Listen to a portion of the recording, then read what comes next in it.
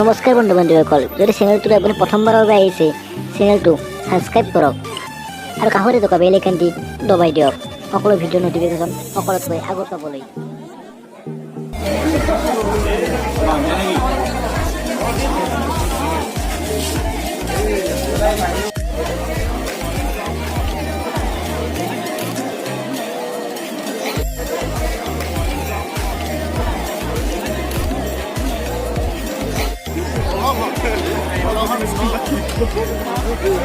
মই লেপটপৰ হোম স্ক্ৰীনখনো এটা বেলেগে দিছোঁ।